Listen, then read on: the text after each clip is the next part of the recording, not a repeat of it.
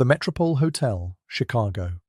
It was precisely 9 a.m. on Sunday morning, November 4th, 1928, when Ellsworth Raymond Johnson, dressed in his best dark suit and carrying himself with the careful dignity of a young black man who understood that he was entering the inner sanctum of the most powerful white criminal organization in America, walked into Al Capone's fourth-floor private dining room for a breakfast meeting that would determine whether he would return to Harlem as just another small-time enforcer or whether he would become the foundation of a criminal empire that would dominate uptown Manhattan for the next 40 years. The dining room, with its mahogany paneling, crystal chandelier, white linen tablecloths, and walls decorated with expensive Italian paintings that Capone had acquired through methods that were certainly not legitimate, was more elegant than any space Johnson had ever entered, more refined than the finest restaurants in Harlem, more luxurious even than the upscale Manhattan hotels where wealthy white society gathered, and the breakfast spread laid out on the long table. Eggs and bacon and sausages and pastries and fresh fruit arranged on silver serving dishes worth more than most working families earned in a year, made clear that this meeting was not some casual conversation between minor criminals, but rather a serious business negotiation between men who controlled substantial resources and who were discussing arrangements that could generate enormous profits or catastrophic losses depending on how the conversation unfolded over the next several hours. Chicago, Illinois.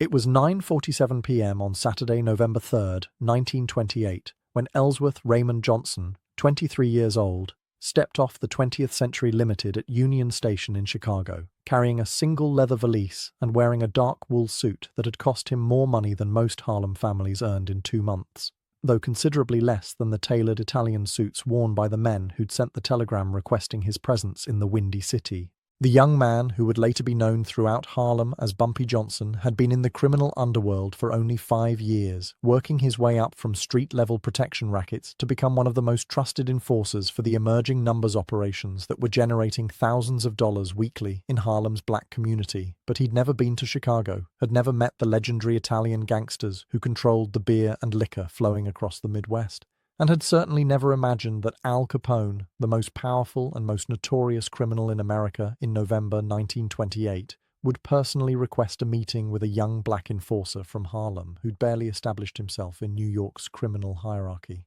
The telegram had arrived at Johnson's apartment on West 138th Street on Tuesday, October 30th, 1928, delivered by a Western Union messenger who'd been instructed to wait for a response. The message was brief, according to William Bub Hewlett, Johnson's mentor and early partner in Harlem's protection rackets, who was present when the telegram arrived and who spoke with the Chicago Defender newspaper on November 8, 1928, about the events that would unfold over the following week. The telegram read, quote, "Mr. Johnson, stop your reputation in Harlem. Numbers operations has reached Chicago. Stop. Mr. Capone requests honor of your presence for business discussion of mutual benefit. Stop travel arrangements and accommodations provided. Stop. Please confirm availability. November 3rd through November 7th. Stop. Regards. Stop. Frank Nitti. Stop." End quote. Hewlett recalled that Johnson read the telegram 3 times in silence before looking up with an expression that combined suspicion with barely concealed excitement.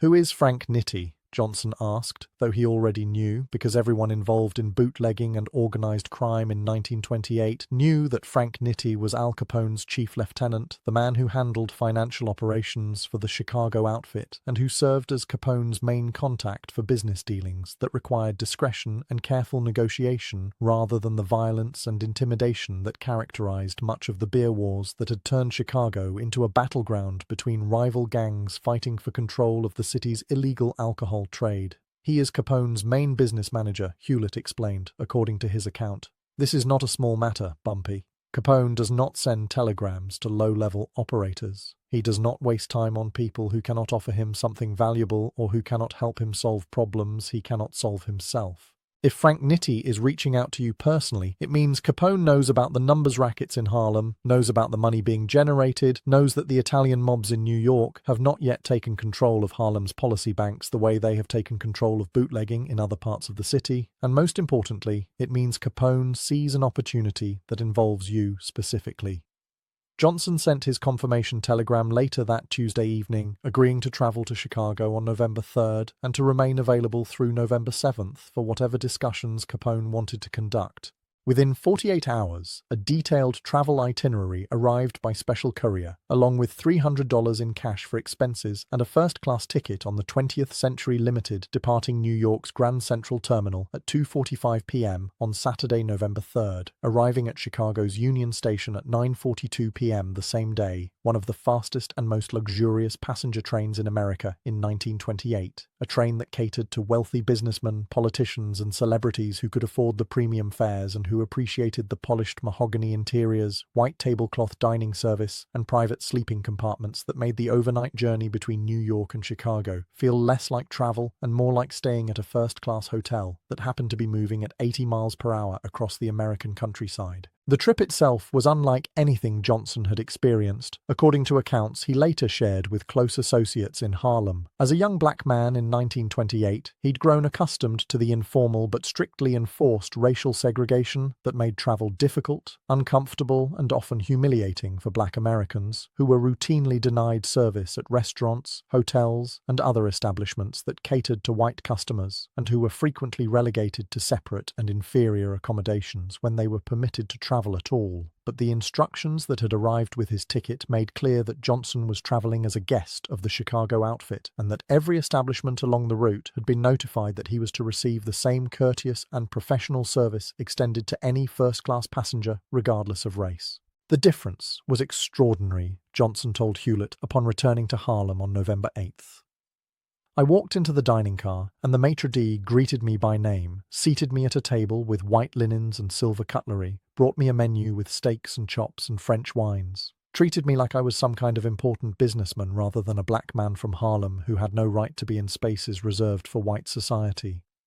Other passengers looked at me with curiosity, some with obvious disapproval, but the staff made clear through their behavior that I was a paying customer entitled to full service, and that anyone who objected to my presence could take their complaints elsewhere. That is power, bub. Not the power to hurt people or to control territory through violence, but the power to change the rules, to make white people treat you with respect, not because the law requires it, but because someone they fear has made clear that mistreating you will have consequences they cannot afford. Johnson arrived at Union Station at 9:42 p.m. and was met on the platform by two men wearing expensive dark suits and fedora hats, one of whom introduced himself as Jack McGurn, whose real name was Vincenzo Gibaldi, a 30-year-old professional boxer turned enforcer who'd become one of Capone's most trusted and most feared gunmen, known throughout Chicago as Machine Gun Jack McGurn due to his preference for Thompson submachine guns and his involvement in numerous gangland killings that had contributed to Chicago's reputation as the most violent city in America during the beer wars of the 1920s.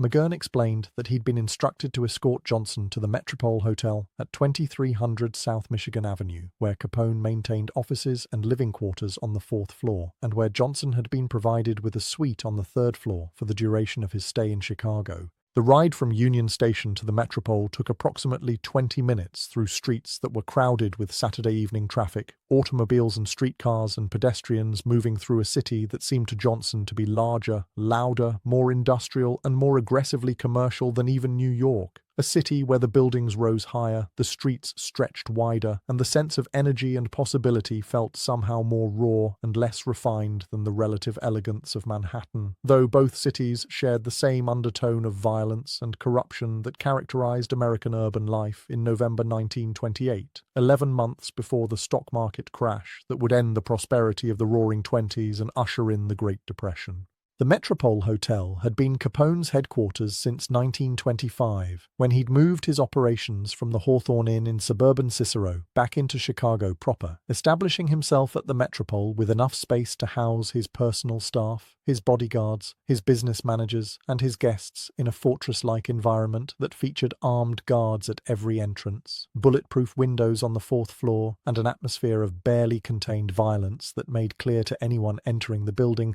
that this was not merely a hotel, but the command center for an organization that controlled beer distribution, gambling operations, prostitution rings, and political influence throughout Chicago and beyond.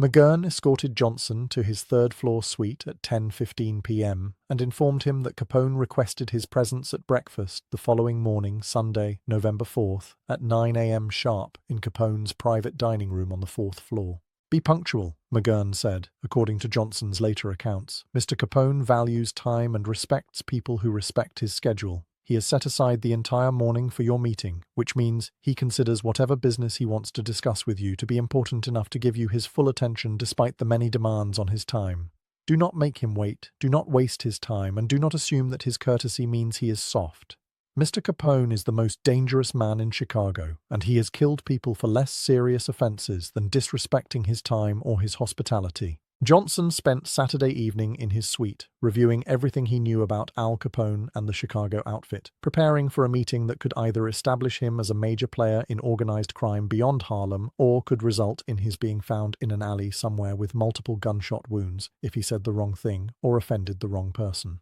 Alphonse Gabriel Capone, 31 years old, in November 1928, had been born in Brooklyn, New York, on January 17, 1899, the fourth of 9 children born to Italian immigrants, Gabriele and Teresina Capone, who'd arrived in America in 1893 seeking the economic opportunities that had drawn millions of European immigrants to the United States in the late 19th and early 20th centuries. Capone had grown up in the rough neighborhoods of Brooklyn, where poverty, violence, and organized crime were facts of life for working-class Italian, Irish, and Jewish families struggling to survive in a society that viewed recent immigrants with suspicion and often hostility, relegating them to low-paying jobs and overcrowded tenements, and limiting their opportunities for advancement through legitimate channels. Like many young men in similar circumstances, Capone had been drawn into street gangs at an early age, joining the Five Points gang in Manhattan as a teenager and coming under the influence of Johnny Torrio, a sophisticated criminal organizer who recognized Capone's intelligence, ambition, and capacity for violence and who brought him to Chicago in 1919 to work for Jim Colosimo's criminal organization, which controlled prostitution and gambling operations in Chicago's South Side. When Prohibition began on January 16, 1920, banning the manufacture, sale, and transportation of alcoholic beverages throughout the United States, Torrio immediately recognized the opportunity to build a criminal empire based on providing illegal alcohol to a thirsty public that had no intention of actually stopping drinking just because the Constitution said they should. Colosimo, however, was reluctant to enter the bootlegging business, fearing that federal agents would be less tolerant of alcohol violations than they were of prostitution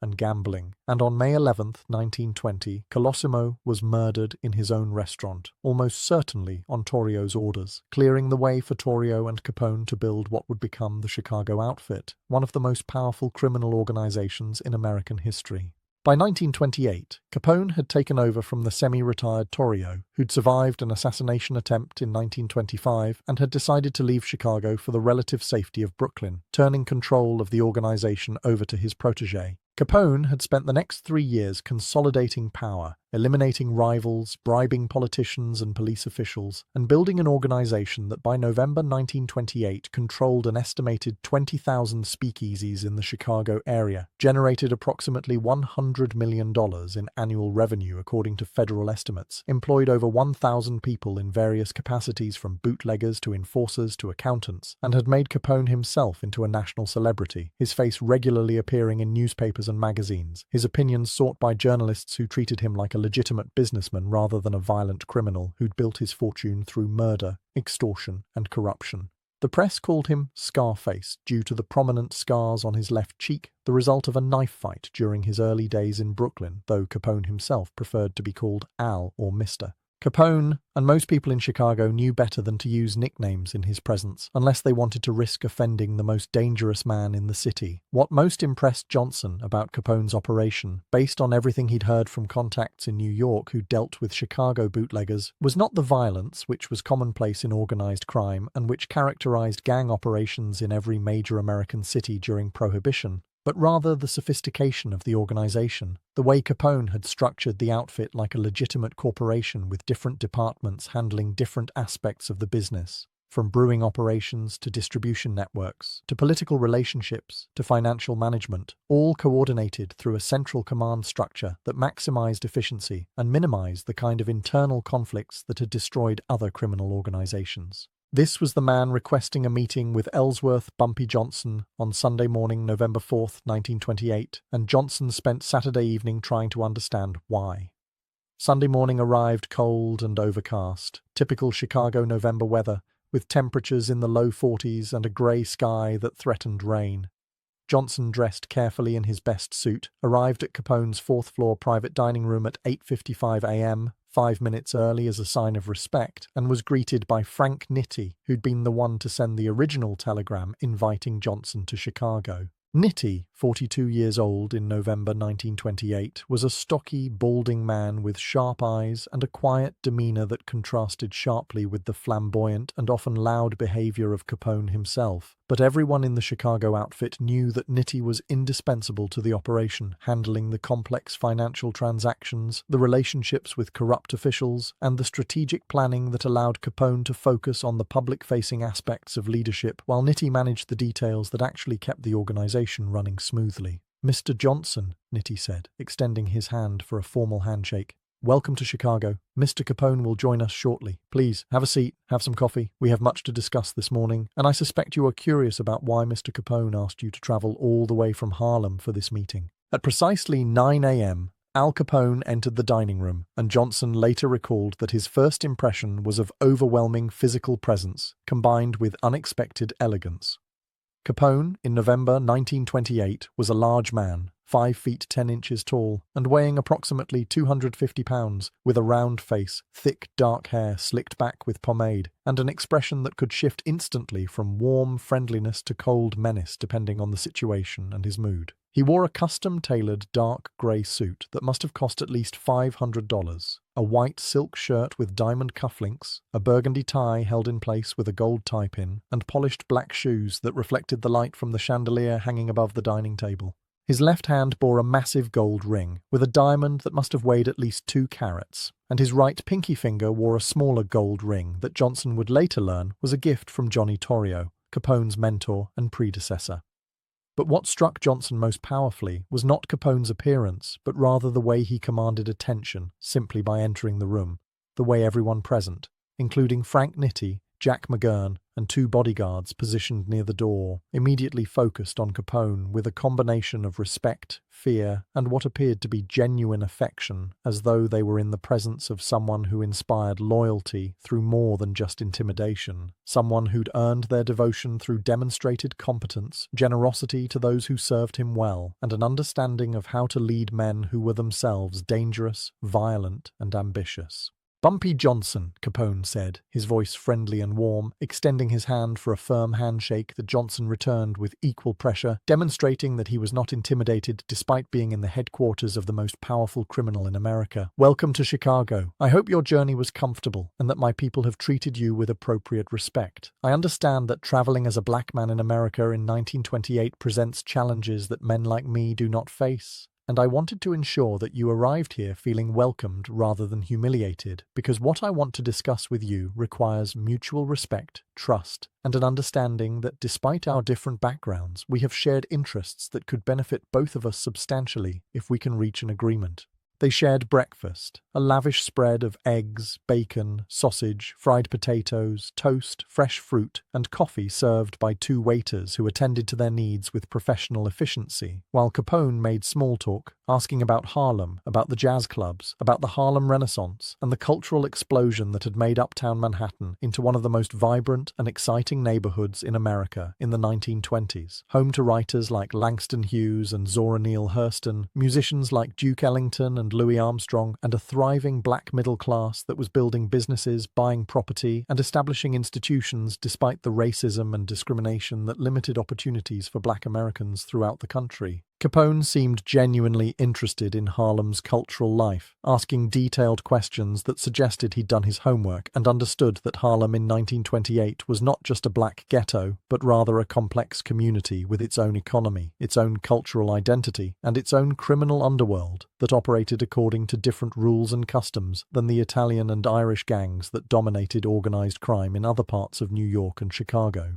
After approximately 30 minutes of conversation, Capone leaned back in his chair, lit a thick Cuban cigar, and transitioned to the actual purpose of the meeting. "Let me tell you why you are here, Bumpy," Capone said, according to Johnson's detailed account of the conversation, which he shared with multiple associates upon returning to Harlem and which was documented in interviews conducted by various journalists and researchers over the following decades. I control beer and liquor in Chicago and in much of the Midwest. I have breweries, I have distribution networks, I have speakeasies, I have relationships with Canadian suppliers, I have corrupt officials who look the other way, I have enforcers who eliminate competition, I have accountants who manage the money, I have lawyers who keep me out of prison when the federal government tries to prosecute me for tax evasion or Volstead Act violations. My organization generates approximately $100 million per year, which makes me one of the wealthiest criminals in America and certainly the most successful bootlegger in the country. But I have a problem, and the problem is that while I dominate the Midwest, I do not dominate New York, which is the largest market for illegal alcohol in the United States, a city with millions of thirsty customers and thousands of speakeasies and restaurants and hotels that need steady supplies of quality beer and liquor, and where the Italian mobs, particularly the families controlled by Giuseppe Joe the Boss Masseria and Salvatore Maranzano, have established territorial control that makes it difficult for outside organizations like mine to operate effectively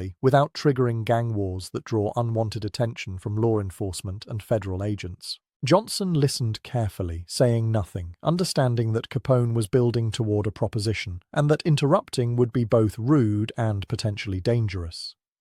Capone continued, "Now, I have been watching developments in Harlem with considerable interest because Harlem represents something unique in American organized crime. You have a black community that is large, relatively prosperous compared to other black neighborhoods, and that has its own criminal economy based primarily on numbers rackets, the illegal lotteries that generate thousands of dollars weekly and that are run by black operators like Madame Stephanie St. Clair, like Casper Holstein, like the dozens of smaller policy bankers who control individual territories and who have thus far operated with minimal interference from the Italian mobs that control bootlegging and other rackets in Manhattan. The Italian bosses have left Harlem's numbers rackets alone for the most part, partly because they are focused on bootlegging, which is more lucrative, partly because they do not understand the black community well enough to operate effectively there, and partly because they have not yet recognized how profitable the numbers rackets have become as Harlem's population has grown and as more black families have disposable income to spend on gambling. But that situation will not last forever.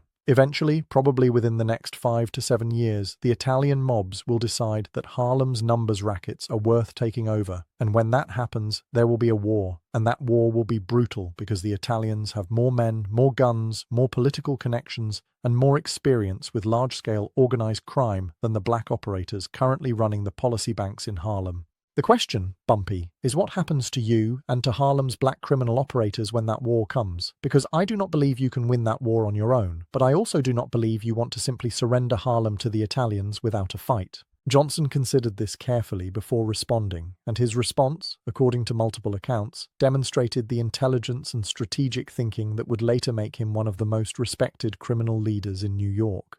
"You are correct that we cannot defeat the Italian mobs in a straight fight," Johnson said.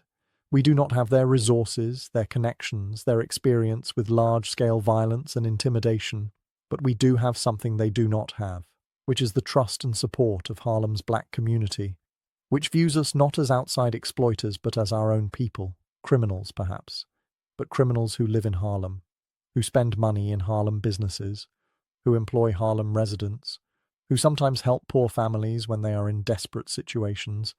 and who are seen as less threatening than white criminals who would take money from Harlem without giving anything back to the community. That trust and that community support is valuable, especially in a neighborhood where white police officers are viewed with suspicion and hostility, where residents are unlikely to cooperate with outside investigators, and where the Italian mobs would face resistance not just from black criminals but from the entire community if they tried to impose their control through violence and intimidation the way they have done in other parts of New York. So the question is not whether we can defeat the Italians in a war, but rather whether we can create a situation where it is more profitable for the Italians to work with us as partners rather than to try to destroy us and take over our operations directly. Capone smiled broadly, clearly pleased with Johnson's analysis. "Exactly," he said. This is precisely why I asked you to come to Chicago, because you understand the situation clearly, and because you understand that the key to survival in organized crime is not just violence, although violence is certainly necessary at times, but rather creating arrangements where cooperation is more profitable than conflict. Let me tell you what I am proposing, and then you can tell me whether it interests you.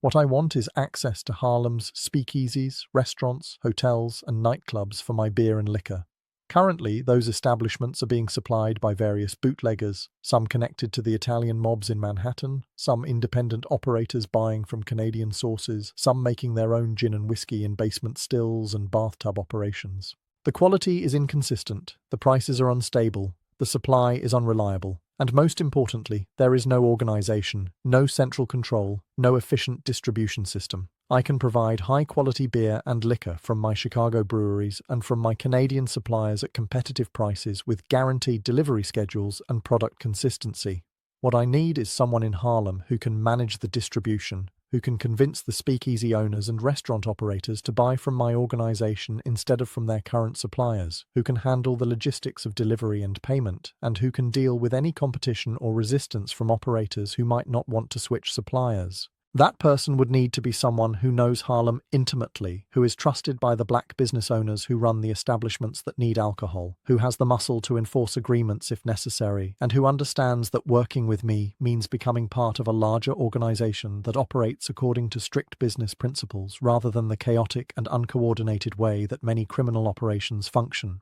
Johnson saw immediately where this was heading. "You want me to become your distributor in Harlem," he said. "You want me to take control of alcohol distribution in the black neighborhoods, to establish relationships with speakeasy owners and restaurant operators, to arrange deliveries from your Chicago operations, to collect payments, and to use my connections in the black community to build a distribution network that channels your products into Harlem while keeping the Italian mobs from interfering. In exchange, I assume you would provide me with a percentage of the profits, protection from your organization if the Italians tried to move against me, and the credibility that comes from being associated with the most powerful bootlegging operation in America." Capone nodded. "Precisely. I'm offering you an exclusive distributorship for Harlem, all of uptown Manhattan, north of 110th Street, covering the black neighborhoods that the Italian mobs have largely ignored thus far, but which represent a substantial market with thousands of potential customers. You would purchase beer and liquor from my organization at wholesale prices, approximately 40 to 50% below what Harlem speakeasies currently pay their suppliers, which means you could either undercut the current suppliers on price and rapidly take over the market, or you could match current prices and generate enormous profits for yourself, or some combination of the two strategies depending on what makes sense in different situations. I estimate that within 6 months you could control 70 to 80% of alcohol distribution in Harlem, generating weekly revenues of approximately $20,000 to $30,000, of which you would keep 30% as your profit margin after paying me wholesale cost plus 10% distribution fee, meaning you would personally be earning $6,000 to $9,000 per week, or approximately $300,000 to $450,000 per year, which would make you one of the wealthiest criminals in Harlem and certainly the most powerful bootlegger in the black community. The financial implications were staggering. Johnson, in November 1928, was earning perhaps $50 to $75 per week from his protection rackets and enforcement work for the various numbers operators in Harlem. Decent money that put him in the upper tier of Harlem's working class, but nowhere near the kind of wealth that Capone was offering. $300,000 to $450,000 per year was more money than most black families in Harlem would earn in a lifetime, and it would establish Johnson as not just a criminal operator, but as a major power broker in Harlem's economy, someone with the financial resources to buy political influence, to invest in legitimate businesses, to support community institutions, and to protect himself and his organization from law enforcement and rival criminals. But Johnson was smart enough to know that such an opportunity came with substantial risks and obligations, and he needed to understand exactly what Capone was expecting in return for this extraordinarily lucrative arrangement. "What do you want from me, besides managing distribution?" Johnson asked. "You do not offer this kind of opportunity without expecting something beyond just having a local distributor in Harlem. You could find dozens of people who could move your beer and liquor in uptown Manhattan. Why me specifically? And what else do you need?" Capone's expression became more serious, and he leaned forward, resting his forearms on the table, his tone shifting from friendly to business-like. What I need, Bumpy, is intelligence about what is happening in New York's Italian crime families, particularly information about Masseria and Maranzano, who are heading toward a war that will reshape organized crime in New York and possibly throughout the United States. I need to know about their strengths, their weaknesses, their plans, their alliances, their conflicts, because what happens in New York affects what happens in Chicago and everywhere else, and I cannot allow myself to be surprised by developments that could threaten my organization or create opportunities I should be exploiting. You, as a black operator working in Harlem, can move through parts of New York that I cannot easily access, can develop relationships with people who would never trust an Italian from Chicago, can gather information that my normal intelligence network might miss, and can serve as my eyes and ears in New York without drawing the kind of attention that my own people would attract if I sent them to New York to gather intelligence. This is not asking you to be a spy or an informant, which would put you at risk and which would violate the code that says criminals do not cooperate with law enforcement or betray their own people.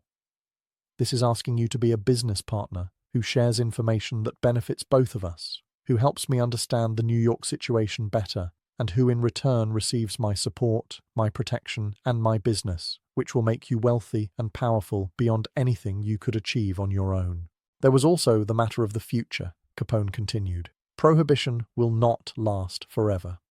Already in 1928, there were growing movements to repeal the 18th Amendment, increasing recognition that prohibition had failed to reduce alcohol consumption and had instead created massive criminal enterprises, generated enormous profits for gangsters like Capone and countless others, caused thousands of deaths from poisoned alcohol and gang violence, and corrupted law enforcement and government at every level, from local police to federal prohibition agents to judges and politicians. Capone estimated that prohibition would likely be repealed within 5 to 10 years, probably sometime in the early to mid-1930s, and when that happened, the bootlegging business would collapse, the enormous revenues would disappear, and criminals who'd built their empires on illegal alcohol would need to transition to other rackets to maintain their wealth and power. The numbers rackets in Harlem would not be affected by the repeal of prohibition because gambling was already illegal and would remain illegal regardless of what happened with alcohol laws. This meant that Harlem's policy banks represented a more stable long-term criminal enterprise than bootlegging, and Capone wanted to establish relationships with black operators in Harlem now, while prohibition was still in effect, and while he had the leverage and resources to offer valuable partnerships, so that when prohibition ended and the alcohol money dried up, he would already have investments and connections in other rackets that could generate ongoing revenue.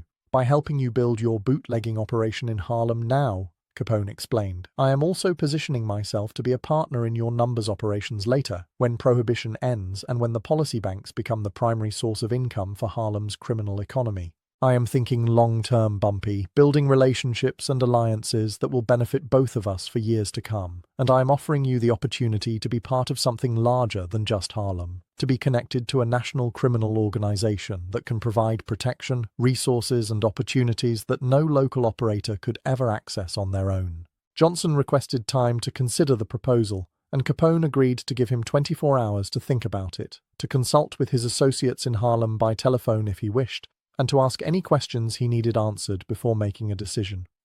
They spent the rest of Sunday discussing the logistics of how the distribution operation would work, the security measures that would need to be in place to protect shipments and prevent hijacking by rival criminals, the payment systems that would ensure timely and accurate financial transactions, the communication methods that would allow Johnson and Capone's organization to coordinate deliveries and address problems quickly, and the political relationships in New York that Johnson would need to cultivate to protect the operation from law enforcement interference. Capone was thorough and detailed, demonstrating the kind of business acumen that had made him successful despite his relatively young age and his violent reputation, showing Johnson that the Chicago outfit operated less like a gang and more like a corporation, with careful planning, systematic record-keeping, and strategic thinking that extended far beyond the brutal violence that characterized Capone's public image. By Sunday evening, Johnson had a clear understanding of what Capone was proposing, what resources would be provided, what expectations would need to be met, and what the partnership would mean for his future in Harlem's criminal underworld.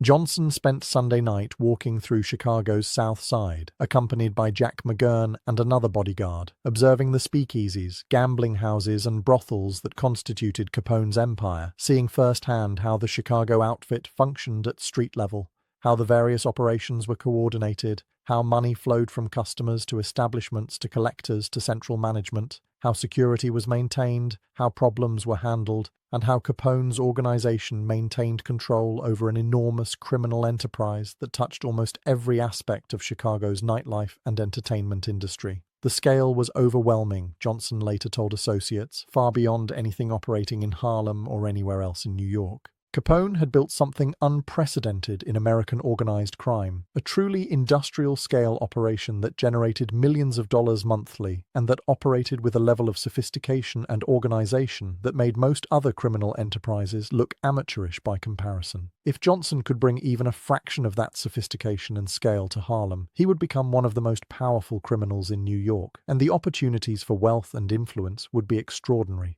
Monday morning, November 5th, 1928, Johnson met again with Capone and Frank Nitti in Capone's fourth-floor office to deliver his answer. "I accept your proposal," Johnson said, according to accounts documented by multiple sources who interviewed him about the meeting in subsequent years. "I will establish distribution operations in Harlem. I will build relationships with speakeasy owners and restaurant operators. I will handle logistics and security. I will gather intelligence about developments in New York's Italian crime families. And I will work with your organization as a business partner, but I need certain guarantees from you to make this work. First, I need your commitment that you will not allow the Italian mobs in New York to interfere with my operations in Harlem. If Masseria or Maranzano or any of the other Italian bosses try to move against me or try to take over my distribution network, I need to know that you will use your influence and your resources to protect me and to make clear to the New York families that Harlem is off limits to their interference. Second, I need a direct line of communication to you personally, not just through intermediaries, so that if serious problems arise, I can reach you immediately and get decisions quickly, rather than waiting for messages to travel through multiple layers of your organization.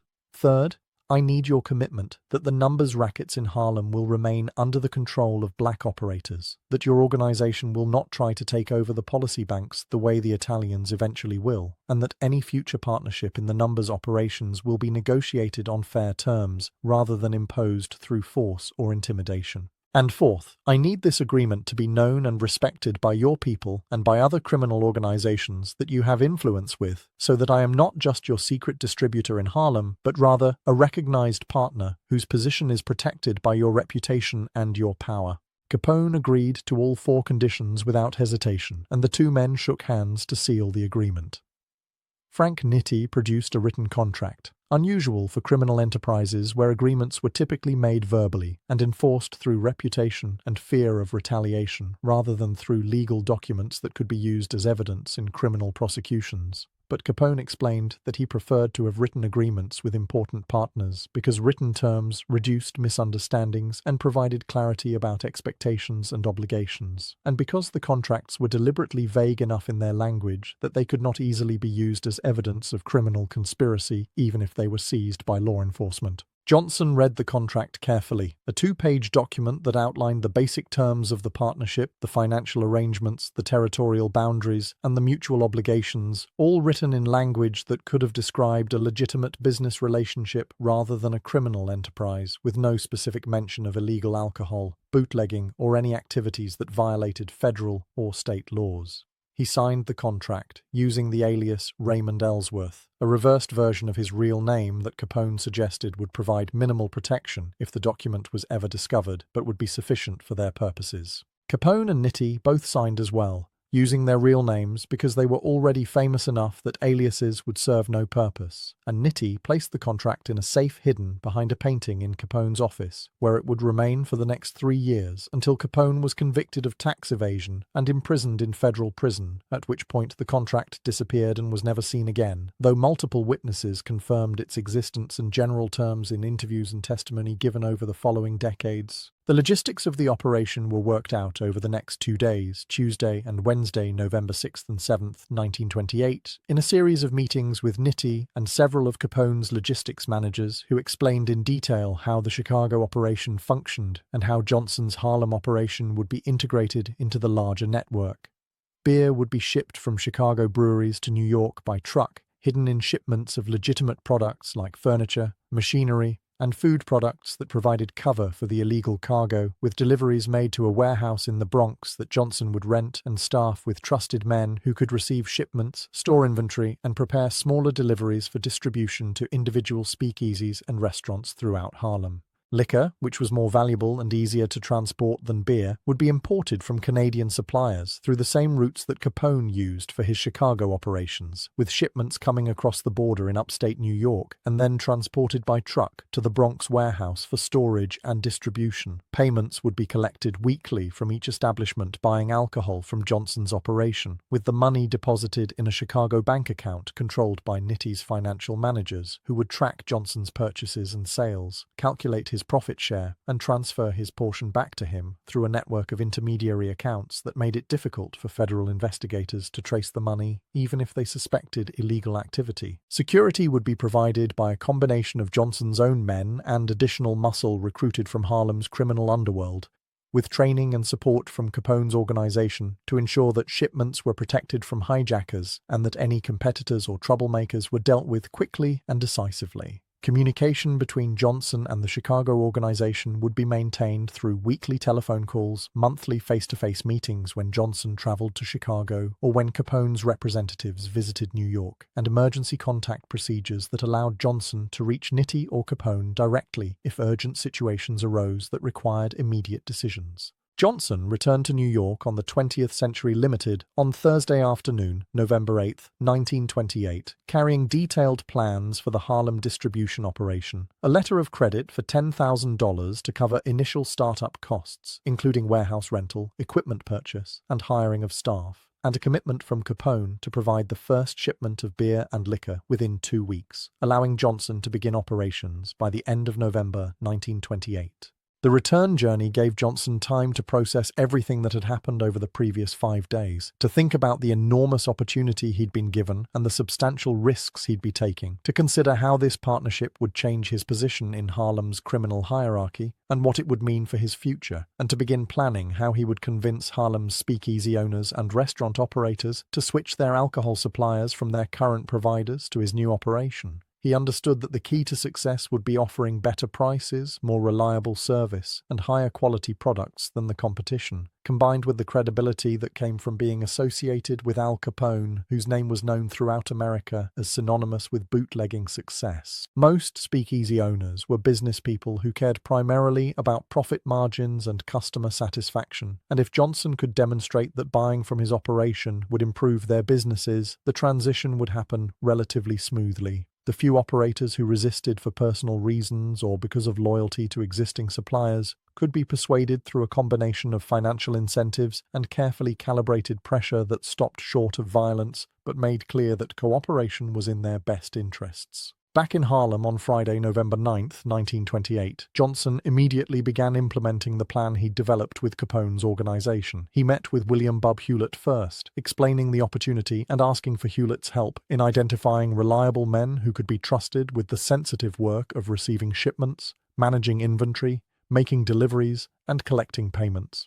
Hewlett, who'd been Johnson's mentor and partner since Johnson first entered Harlem's criminal underworld in the early 1920s, was initially skeptical about partnering with a white gangster from Chicago, concerned that Capone might be using Johnson to establish a foothold in Harlem that would eventually lead to the Chicago outfit taking over the numbers rackets and other criminal operations in uptown Manhattan. But Johnson explained Capone's long-term thinking, his understanding that prohibition would eventually end and that the numbers rackets represented a more sustainable criminal enterprise than bootlegging, his commitment to respecting the territorial boundaries between his operations and Harlem's black-controlled policy banks, and his recognition that forcing his way into Harlem would be counterproductive when cooperation could be so much more profitable for everyone involved. Hewlett remained cautious, but agreed to support the venture, and together they began recruiting the dozen men who would form the core of Johnson's distribution operation, all of them young, ambitious, and hungry for the opportunity to be part of something larger than the small-scale protection rackets and enforcement work that constituted most criminal employment in Harlem in 1928.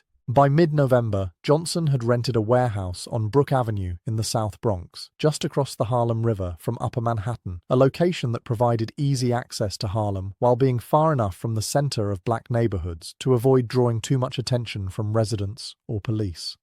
The warehouse, a two-story brick building that had previously been used for furniture storage, offered approximately 5,000 square feet of space on the ground floor for inventory storage and a smaller second-floor office area where Johnson could manage paperwork and conduct meetings.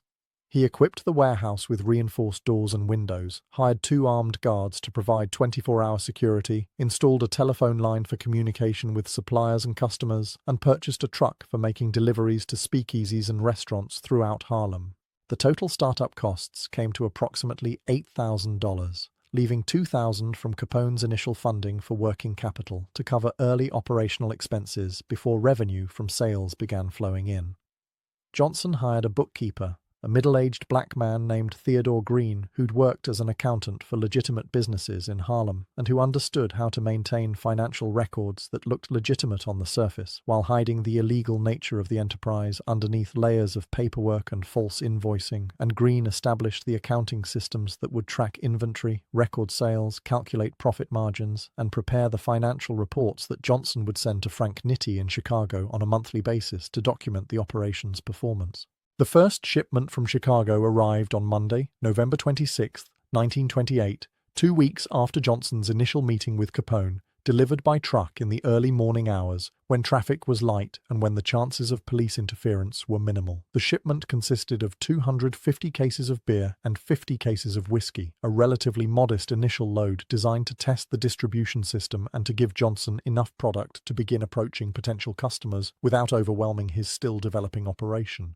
The wholesale cost for the shipment was $4,500, paid in advance from the startup funds Capone had provided, and Johnson calculated that if he sold the beer at standard Harlem speakeasy prices, his retail revenue would be approximately $12,000, generating a gross profit of $7,500 before accounting for operating expenses, of which approximately $2,250, or 30%, would be his personal profit as specified in the agreement with Capone. That meant the first shipment alone, if sold completely, would generate more money for Johnson personally than he typically earned in an entire month from his protection rackets and enforcement work, and that was just the beginning because once the operation was fully established and handling multiple shipments per week, his monthly income would increase to levels that would make him one of the wealthiest criminals in Harlem and certainly the richest black bootlegger in New York. Johnson spent the final week of November 1928 making the rounds of Harlem's speakeasies, introducing himself to owners and managers, explaining that he had a new source for high-quality beer and liquor at prices below what they were currently paying, demonstrating the product quality by offering free samples, and patiently building the relationships and trust that would be necessary to convince established businesses to change their suppliers. His pitch was simple and effective, according to accounts from speakeasy owners who later discussed the early days of Johnson's distribution operation. He would walk into an establishment, introduce himself politely, explain that he represented a new distribution company with connections to quality suppliers in Chicago and Canada, and offer to provide beer and liquor at prices that were typically 10 to 20% below what the speakeasy was currently paying. He would leave samples of the beer and whiskey, asking the owner to compare the quality with what they were getting from their current supplier, and he would return a few days later to see if they were interested in placing an order. There was no hard sell, no intimidation, no threats of violence or suggestions that refusing his offer would lead to problems, just straightforward business propositions based on better prices and better quality. This approach worked remarkably well with most speakeasy owners, who were business people looking to maximize their profits, and who didn't particularly care where their alcohol came from as long as the price was right, the quality was good, and the deliveries were reliable. By mid-December 1928, approximately 6 weeks after Johnson's meeting with Capone in Chicago, the Harlem distribution operation was servicing 32 speakeasies and restaurants, generating weekly sales of approximately $6,000 and weekly profits for Johnson of approximately $1,800, or roughly $93,600 per year if the business continued at that rate. But Johnson was not content with this level of success, and he continued aggressively expanding the operation throughout December and into early 1929, adding new customers weekly, increasing the volume of shipments from Chicago, and building a reputation as the most reliable and professional alcohol distributor in Harlem.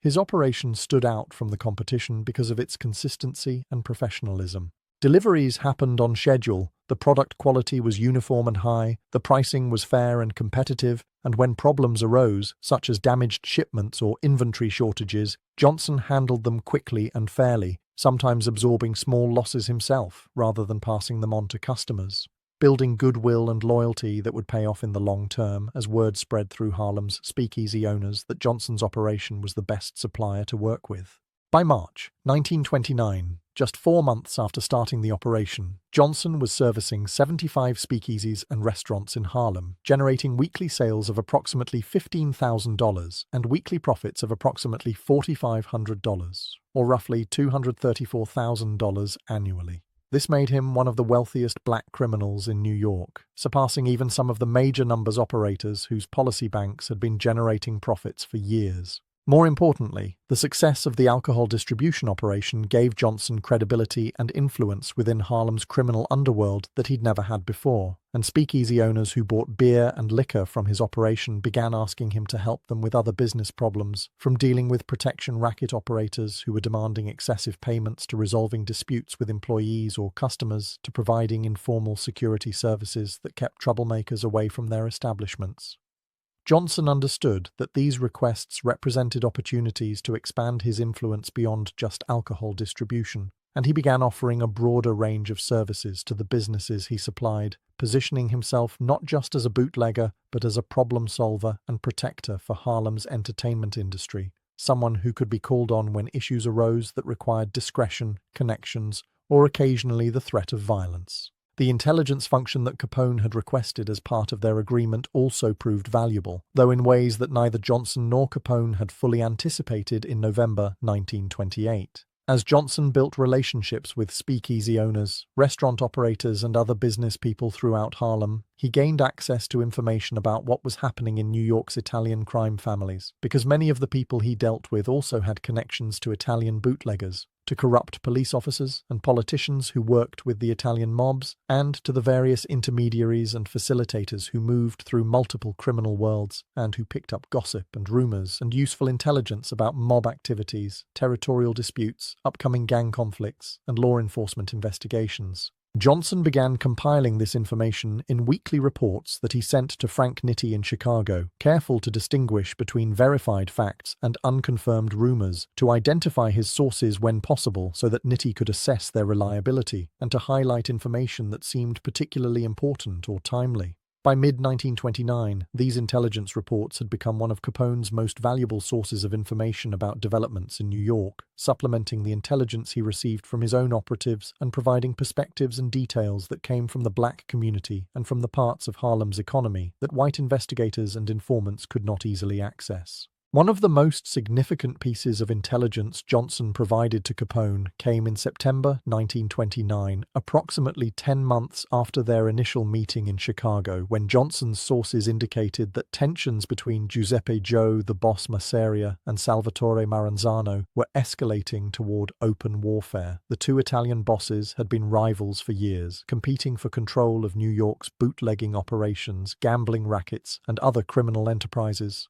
But by late 1929, the competition had become increasingly violent, with both sides recruiting soldiers, stockpiling weapons, and making alliances with other criminal organizations in preparation for what would eventually become the Castellammarese War, a bloody conflict that would reshape organized crime in New York and that would ultimately lead to the creation of the five families structure that governed Italian-American organized crime for decades thereafter. Johnson's report to Capone in September 1929 provided detailed information about which gang leaders were aligning with Masseria and which were supporting Maranzano, what resources each side had assembled, what strategies they appeared to be planning, and how the coming war might affect bootlegging operations and criminal activities throughout New York. Capone used this information to position his own organization advantageously, maintaining neutral relationships with both Masseria and Maranzano, selling beer and liquor to supporters of both sides, and preparing to take advantage of whatever power vacuum might emerge when the war finally started, and when casualties and disruption created opportunities for outside operators to expand their influence in New York's criminal underworld.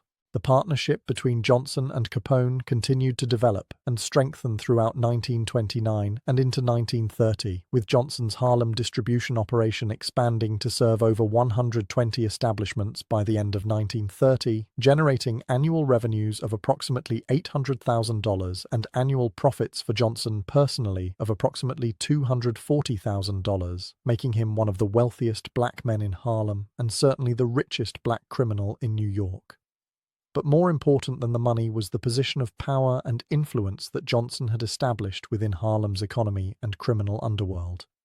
He was no longer just a young enforcer working for other people's operations. He was now a boss in his own right, someone who controlled a substantial business enterprise, who employed dozens of men in various capacities, who had relationships with politicians and police officials who could be bribed or influenced, who was connected to the most powerful bootlegger in America, and who was building the foundation for what would eventually become a criminal empire that would dominate Harlem for the next 4 decades. Speakeasy owners who bought alcohol from Johnson's operation began consulting him about business decisions, seeking his advice about expansion plans or personnel problems, or how to deal with corrupt officials who were demanding excessive payoffs. Community leaders in Harlem, including ministers and businessmen and political organizers, began approaching Johnson for financial support for various causes and projects, recognizing that he had money and that he cared about Harlem's black community and that supporting churches, schools, and charitable organizations was good for his reputation and helped maintain the goodwill that allowed him to operate relatively freely, despite the illegal nature of his enterprises. The long-term impact of the Johnson-Capone partnership on Harlem proved to be even more significant than either man could have anticipated in November 1928. The bootlegging operation that Johnson established provided him with the capital, the organizational experience, and the criminal credibility that he would need when he moved into other rackets in the 1930s, particularly the numbers operations that would become his primary focus after Prohibition ended in 1933. The relationship with Capone also gave Johnson protection from the Italian mobs in New York during the critical period when they were fighting among themselves during the Castellammarese War, and when they might otherwise have tried to take over Harlem's criminal economy, if not for the understanding that Harlem was associated with Capone's organization and that interfering with Johnson would mean creating problems with Chicago. This protection allowed Johnson and other black operators in Harlem to build their organizations and consolidate their power during the early 1930s, establishing themselves firmly enough that when the Italian mobs finally did try to move into Harlem in the mid-1930s, particularly when Dutch Schultz attempted to take over the numbers rackets, the black operators were strong enough to fight back and to negotiate arrangements that allowed them to maintain significant autonomy and control rather than being completely subordinated to Italian control the way black criminals in other cities were often forced to accept. Perhaps most importantly, the partnership demonstrated to Johnson and to other black criminals in Harlem that it was possible to build large-scale criminal enterprises to compete successfully with white gangsters who had traditionally dominated organized crime, to establish businesses that generated serious money and real power, and to create organizations that operated according to professional business principles rather than the chaotic and often self-destructive patterns that characterized many small-time criminal operations. The lessons Johnson learned from observing Capone's organization in Chicago in November 1928, the systems and structures that he implemented in his Harlem distribution operation throughout 1929 and 1930, and the experience of managing a complex criminal enterprise that involved logistics, finance, personnel management, customer relations, security, and political relationships all prepared him for the larger role he would play in Harlem's criminal underworld in the 1930s, 40s, 50s, and 60s, when he would become known as Bumpy Johnson, the godfather of Harlem, one of the most powerful and most respected black criminals in American history. The partnership between Johnson and Capone lasted until Capone's conviction for tax evasion in October 1931 and his imprisonment in federal prison, at which point control of the Chicago outfit passed to Frank Nitti and other lieutenants who maintained the business relationship with Johnson, but without the same personal connection and mutual respect that had characterized the original agreement. When Prohibition ended in December 1933 with the ratification of the 21st Amendment, the bootlegging business collapsed almost overnight, and Johnson's alcohol distribution operation, like bootlegging operations throughout America, lost its primary source of revenue. But by that time, Johnson had already transitioned much of his energy and resources to the numbers rackets, taking advantage of the organizational skills and business experience he'd developed during his 4 years as Harlem's leading black bootlegger to build a policy banking operation that would generate steady income for decades, that would survive the attempts by Dutch Schultz and later by the Italian mob families to take over Harlem's numbers rackets, and that would make Johnson into a legend, a figure whose name would be synonymous with Harlem criminal power, whose story would inspire books and movies and television series, and whose influence would extend far beyond the criminal underworld to touch politics, culture, and community life in Harlem throughout the mid-20th century. Looking back from the vantage point of decades later, the November 1928 meeting between Al Capone and Bumpy Johnson appears as one of those pivotal moments in history when decisions made by a few individuals in private conversations changed the course of events for an entire community. What Capone offered Johnson was not just a business opportunity, but a vision of what black criminals could achieve if they operated with the same sophistication and organization that characterized the most successful white gangsters. And what Johnson demonstrated by building a successful distribution operation in Harlem was that black operators could compete at the highest levels of organized crime, could manage complex businesses, could build organizations that generated serious revenue, and could earn the respect of powerful white criminals who judged them based on competence and results rather than on race. This was revolutionary in 1928 America, a country where black people were systematically excluded from most economic opportunities, where racist assumptions about black inferiority were widely accepted even among otherwise intelligent people, where the criminal underworld was one of the few areas where ambitious black men could sometimes achieve power and wealth despite the obstacles placed in their way by a racist society. Capone saw past the racial prejudices of his time, recognized talent and potential in a young black enforcer from Harlem, and offered him an opportunity that changed his life and that ultimately changed Harlem itself. The story of how Al Capone made a deal with Bumpy Johnson in 1928 became part of Harlem's oral history, a tale told and retold in speakeasies and policy banks and on street corners, a story that grew in the telling and that acquired legendary status as the years passed, and as Johnson's reputation grew from promising young criminal to established boss to legendary godfather of Harlem. Some versions of the story emphasized the mutual respect between the two men, the way Capone treated Johnson as an equal despite the racial hierarchies that governed American society in 1928. Other versions focused on the business acumen that both men demonstrated, the careful planning and strategic thinking that turned a simple distribution agreement into a partnership that lasted for years and that generated enormous profits for both sides. Still, other versions highlighted the impact the partnership had on Harlem, the way it protected the black community from the worst excesses of Italian mob control, the way it allowed black criminals to maintain autonomy and power in their own neighborhoods when black operators in other cities were being subordinated to white criminal organizations, and the way it demonstrated that black people could build and manage sophisticated criminal enterprises that competed successfully with the best white gangsters in America. Years later, in 1964, when Bumpy Johnson had become one of the most powerful criminals in New York, and when his wife and daughter would be publicly humiliated in a Fifth Avenue boutique by a racist white businessman,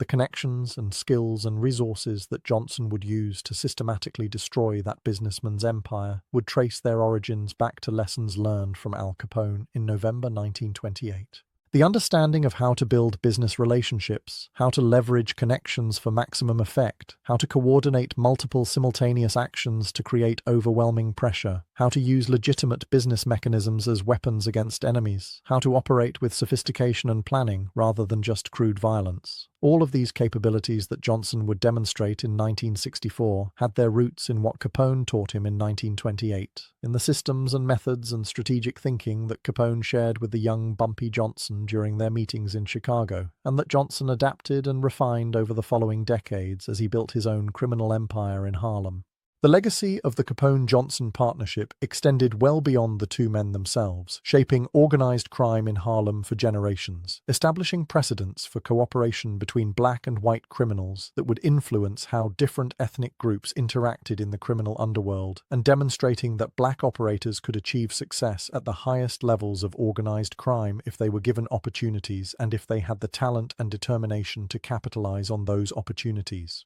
The partnership also illustrated one of the fundamental truths about organized crime in America, that criminal enterprises often demonstrated more racial integration and cooperation than legitimate businesses and institutions in the same era, because criminals judged each other based on competence, reliability, and the ability to generate revenue rather than on skin color or ethnic background, and because the illegal nature of their activities forced them to form alliances and partnerships that crossed racial and ethnic lines in ways that would have been unusual or impossible in the legitimate economy of 1928 America. Al Capone, despite being a product of his time and certainly not immune to the racial prejudices that characterized American society in the 1920s, recognized talent when he saw it, understood that working with Bumpy Johnson would be more profitable than excluding him based on race, and made a business decision that reflected the pragmatic and opportunistic nature of successful criminals who cared more about making money than about maintaining artificial racial hierarchies. For Harlem, the impact of what happened in November 1928 was transformative, though the full effects would take years to become apparent. The bootlegging operation that Johnson established with Capone's support brought organization, professionalism, and substantial capital into Harlem's criminal economy at a critical moment when the neighborhood was growing rapidly, when the Harlem Renaissance was attracting national attention to the cultural and intellectual achievements of Black Americans, and when the numbers rackets were generating increasing amounts of money that could be used to build criminal organizations capable of resisting outside control.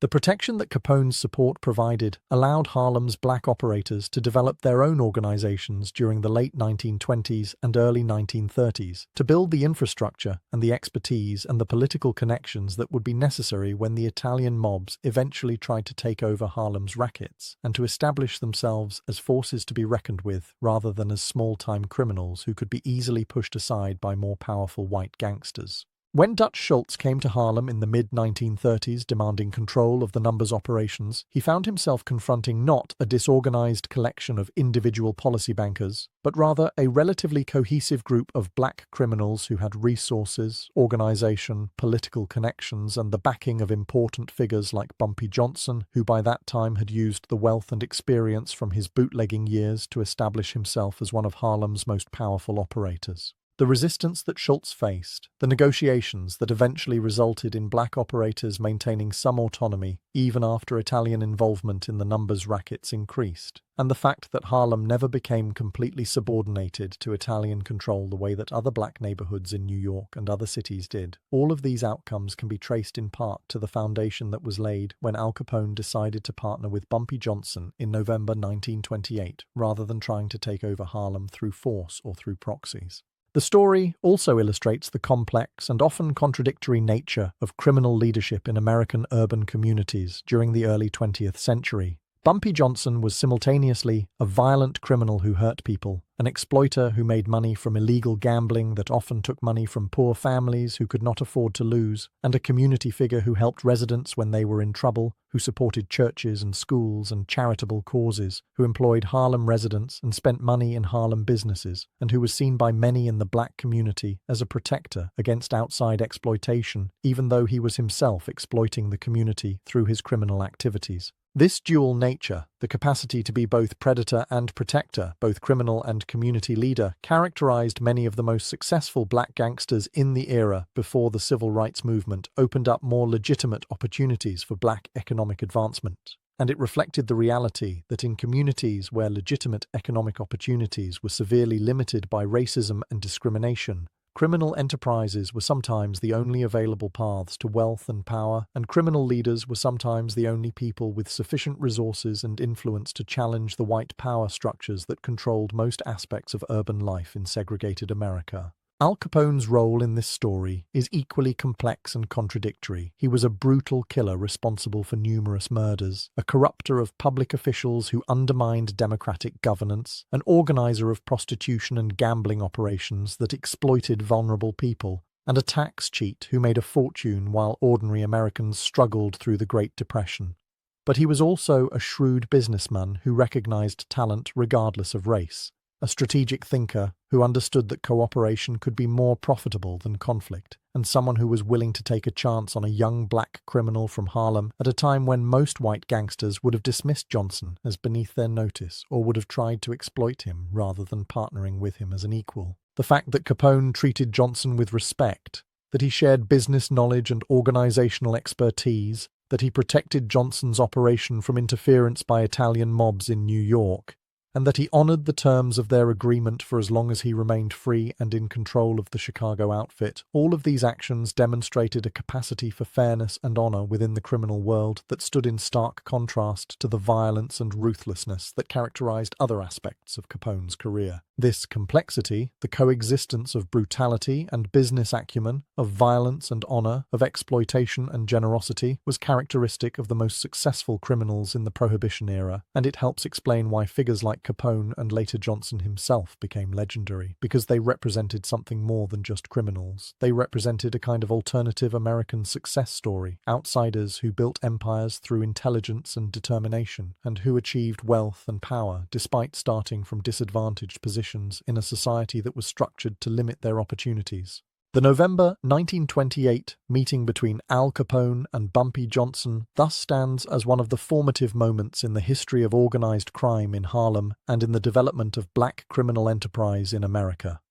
What began as a business discussion about bootlegging distribution evolved into a partnership that lasted for years, that generated enormous profits for both men, that protected Harlem's black criminal operators during a critical period of growth and consolidation, that demonstrated the possibilities for black achievement in organized crime at the highest levels, and that established foundations and precedents that would shape Harlem's criminal economy for decades to come. The deal that Al Capone made with Bumpy Johnson in 1928 changed Harlem forever, not through any single dramatic event, but rather through the accumulation of consequences that flowed from that initial agreement, through the organizations that were built, the relationships that were forged, the skills that were developed, the capital that was accumulated, and the vision that was shared between a legendary white gangster from Chicago and a young black criminal from Harlem who would himself become a legend,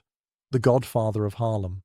Ellsworth Bumpy Johnson, whose story began in many ways on that cold November evening in 1928, when he stepped off the train in Chicago and walked into a meeting that would change his life and change Harlem and change the trajectory of black organized crime in America.